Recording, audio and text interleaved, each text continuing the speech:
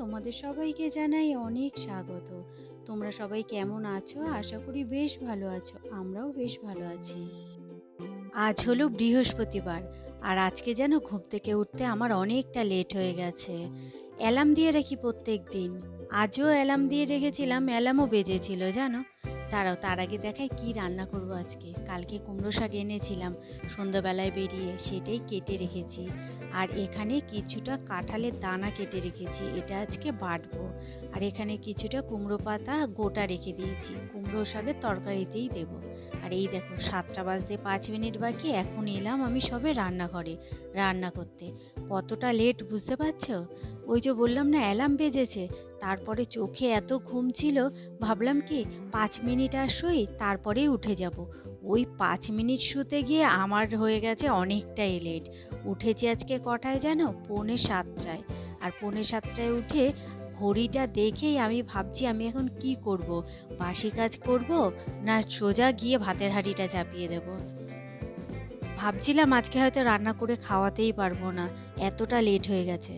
কোনো দিকে না তাকিয়ে আগে ঘরটা কোনো রকম ঝাঁট দিয়ে জামাটা চেঞ্জ করেই চলে এসেছি ভাতটা বসাতে, যে কিছু না হোক অন্তত ভাতটা খাইয়ে দিয়ে পাঠাতে পারবো। টিফিন দিতে পারবো কি না এইটুকুও বুঝতেই পারছিলাম না। তা যাই হোক, সবজিপাতি সব কেটে রেখেছিলাম, কিন্তু আলুটা কেটে রাখি না। যা রান্না করব, যদি কোনো সবজি রান্না করি সেটা আগের দিন কেটে রাখি। আর সকালবেলা উঠে তো কাটার সময় থাকে না, শুধু আলুটাই কাটা ছিল না। তা আলুটা এখন কেটে সবজিটা ধুয়ে নিচ্ছি। আজকে করব শাকের ঝোল। এর আগের দিনের ভিডিওতে, না রবিবারের ভিডিওতে, আমার এক বন্ধু বলেছে যে এই কড়াইটা নষ্ট হয়ে গেছে, এই কড়াইটায় রান্না করতে না। আর এই কড়াইটা ছাড়াও আমার কিন্তু আরও অনেক কড়াই আছে। দেখো, ওই কড়াইটা নষ্ট হয়ে গেছিলো বলে এটা কিনেছিলাম। তারপরে এই একটা কড়াই আছে, তারপরে আরও একটা স্টিলের কড়াই আছে। এই দেখো এটা, এই কড়াইটাতে রান্না করতে আমার ভালোই লাগে, কিন্তু প্রচণ্ড ভারী জানো, নাড়াচাড়ায় প্রচণ্ড অসুবিধা। এর জন্য ওই কড়াইটাতে রান্না করি। আর ওই কড়াইটাতে রান্না করতে না আমার বেশ ভালো লাগে। আর ওই কড়াইটাতে রান্না করলে জানো তো স্বাদ মনে হয় যেন একটু বেশি হয়। এই দেখো, এদিকে আবার ভাতের ফেনাও চলে এসেছে, দাঁড়াও নাবিয়ে দিই, এটা হতে থাক। আর এখানে এখন কুমড়ো পাতাগুলো ভালো করে ধুয়ে নিয়েছি, এইগুলোই এখন বসিয়ে দেবো একটু সেদ্ধ করতে। সেদ্ধ বলতে কি, একটু ভাপ দিয়ে নেব শুধু। স্টিলের কড়াইটা শখ করে কিনেছিলাম রান্না করব বলেই, কিন্তু এতটা ভারী বলে সব সময় আর ব্যবহার করি না। আর আমরা দুজন মানুষ তো, ওই কড়াইটা যেন তুলনামূলক একটু বড়ই হয়ে গেছে। আর একটা দেখলে না স্টিলের ছোট কড়াই, ওটা আবার এতটাই পাতলা যে একটুতেই জানো তো তলাটা ধরে যায়। এই কারণে ওটাতে একদম রান্না করতে পারি না। আর এই দেখো, এখানে কুমড়ো শাকের ঝোলটা বসিয়ে দিচ্ছি। জলটা গরম করে আলু আর কুমড়ো আর ঝিঙে দিয়েছি, সেটাই সেদ্ধ বসিয়ে দিলাম। আর সাথে ওই কেটে রাখা কুমড়ো শাকটা এটা দিয়ে দিলাম। এটা এখন লবণ দিয়ে সেদ্ধ করতে বসালাম। আর এর মধ্যে কিন্তু কোনো হলুদ পড়বে না, শুধু লবণ দেব, দিয়ে এটা সেদ্ধ করব। তোমরা কে কে খেয়েছো এরকম কুমড়ো শাকের ঝোল? আমি কিন্তু খাইনি বিয়ের আগে জানো। বিয়ের আগে মাকে দেখতাম ডাল দিয়ে কুমড়ো শাক দিয়ে করতে, আবার দেখতাম কুমড়ো শাকের তরকারি করতে, কিন্তু এরকম কুমড়ো শাকের ঝোল কোনোদিনই খাইনি। শ্বশুরবাড়ি এসে প্রথম খাওয়া শিখেছি। আর খেতেও কিন্তু বেশ লাগে জানো, তার মধ্যে যদি একটু চিংড়ি মাছ পড়ে, ওহো, তাহলে তো একেবারে তুলনার বাইরে। এই একটা পদ দিয়েই পুরো খাবার খাওয়া হয়ে যাবে। কালকের বাসন ঝুড়ি ভরা ছিল, সেগুলো কিচ্ছু গোছানো ছিল না, সেগুলোই এখন গুছিয়ে নিয়েছি।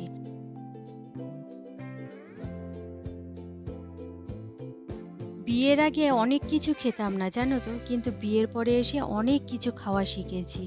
যেমন মাছ খাওয়া শিখেছি, বিয়ের আগে একদমই মাছ খেতাম না, বিয়ের পরে মাছ খাওয়া শিখেছি। আর এই দেখো, এইখানে কুমড়ো শাকটা একটু ভাপ দিয়ে নিয়েছি, পাতাগুলো সেটা একটু মিক্সিতে বেটে নিলাম, এটাই শাকের মধ্যে দিয়ে দিলাম। যখন কুমড়ো শাকটা সেদ্ধ হয়ে এসেছে, ওই ডাঁটা কুমড়ো আলু ওগুলো যখন সেদ্ধ হয়ে এসেছে, তখনই পাতাটা দিয়ে দিলাম, দিয়ে একটা আবার ফুটিয়ে নেব ওই 3-4 মিনিট মতো। আর দেখো, কাঁচা লঙ্কা, চেরা কাঁচা লঙ্কা দিয়ে দিলাম, আর দিয়ে দিলাম চিনি। ওটা একটু টাইম ফুটতে থাকুক, ততক্ষণে ভাতটা আমার হয়ে গেছে। ভাতটা দ্বারাও মাঠটা একটু ঝরিয়ে নিই।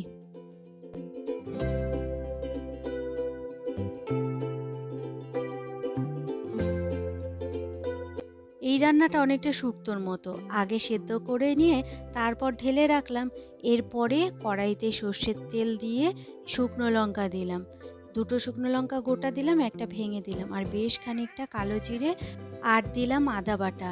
আর একটু সামান্য জিরে গুঁড়োও দিয়েছিলাম যেন।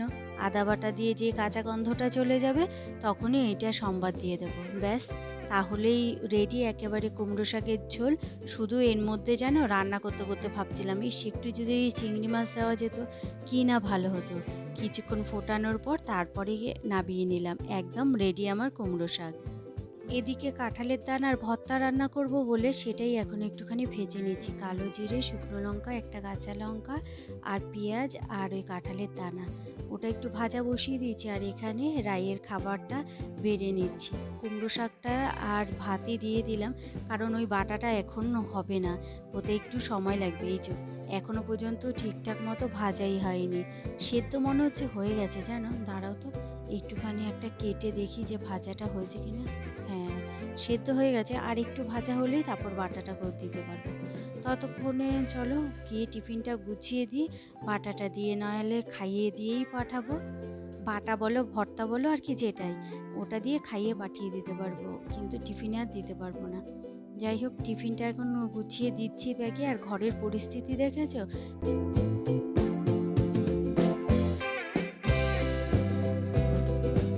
কাঁঠালের দানার ভর্তা একদম রেডি। আমি মিক্সিতে এটা বেটে নিয়েছি, তবে শিলনোড়াতে বাটলে জানো তো বেশি ভালো লাগে খেতে। যাই হোক, আমার কাছে শিলনোড়া নেই, এর জন্য মিক্সিতেই বেটে ওকে খাইয়ে পাঠিয়ে দিয়েছি অফিসে। এখন আমার জন্য আমি করছি একটু চা।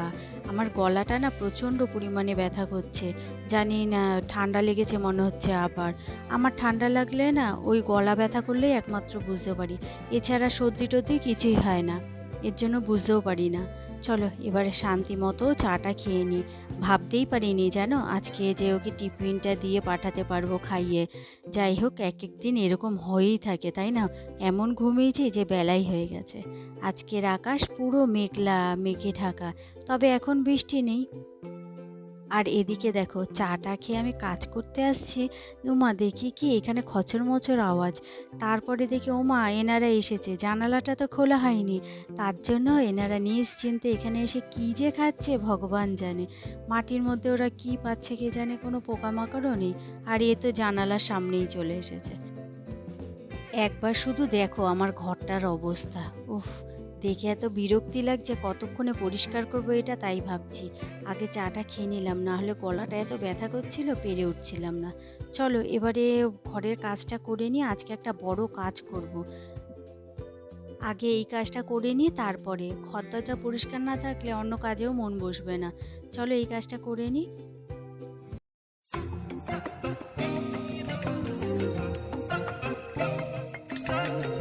তোমার কাছে ঘর বেঁধেছি সুখ পরিদের কোল, চোখ তাকালো মেঘ সরালো, ইচ্ছে দিল দোল।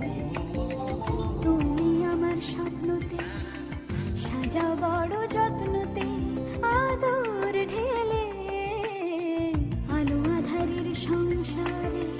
তুমি আছো তাই মন সারে ব্যথা পেলে।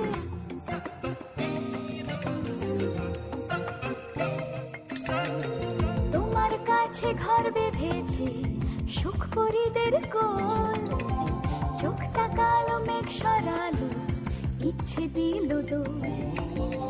তুমি আমার স্বপ্নতে সাজাও বড় যত্নতে, আদর ঢেলে। প্রচণ্ড খিদে পেয়ে গেছে, তাই ভাত নিয়ে নিলাম আর ভর্তাটা নিয়ে নিলাম।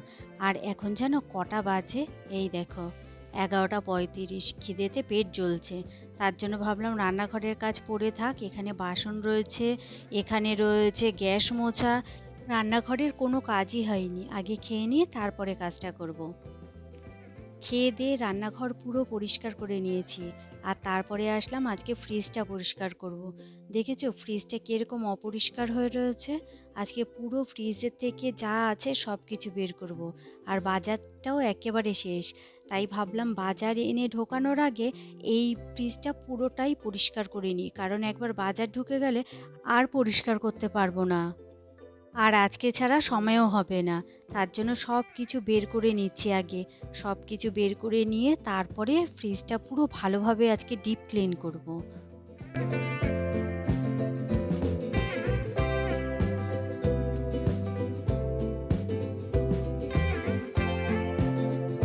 এই ফ্রিজের মধ্যে আমার কি থাকে না বলো?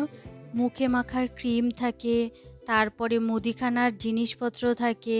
যেহেতু আমার অনেক ভোরে রান্না হয়, তাই খাবারটা ফ্রিজে রেখে দিতে হয় বেলার দিকে। তার সাথে থাকে সবজি বাজার। আমি তো প্রত্যেকদিন যাই না বাজারে, সেটা তো তোমরা জানোই। সপ্তাহে কি ২ সপ্তাহে ১ দিন আমি বাজারে যাই। আর যখনই যাই অনেকটা বাজার করে নিয়ে আসি। যেন আমার প্রতিদিন বাজারে যেতে না হয়। আর সেটা দিয়ে যতদিন চলে চলতে থাকে। ঘরের সমস্ত কাজ করে প্রতিদিন বাজারে যাওয়া আমার পক্ষে সম্ভব হয়ে ওঠে না।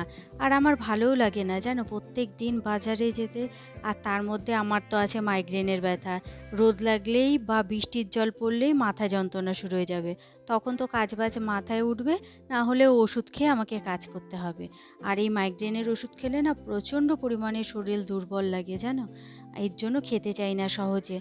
তাই যতটা পারি সাবধানে চলার চেষ্টা করি। আর আমার ঘরে তো ২ জন মানুষ তোমরা জানোই।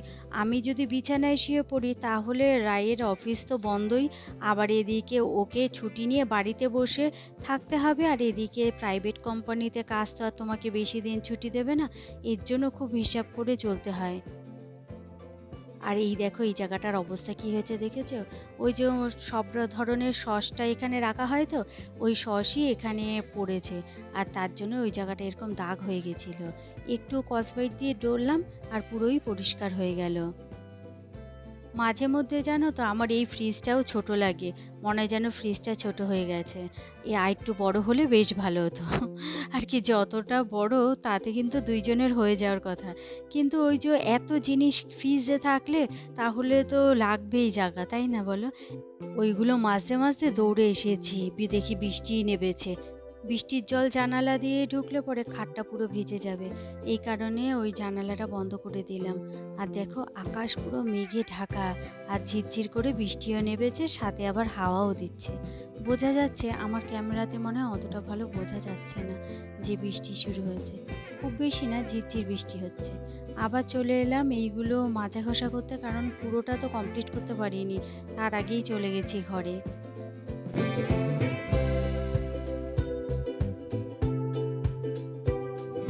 ফ্রিজের জায়গাটা যাতে একটু বাঁচাতে পারি তার জন্য একটা অনলাইনে জিনিস অর্ডার দিয়েছি। আসলে পরে তোমাদের সাথে তা শেয়ার করব।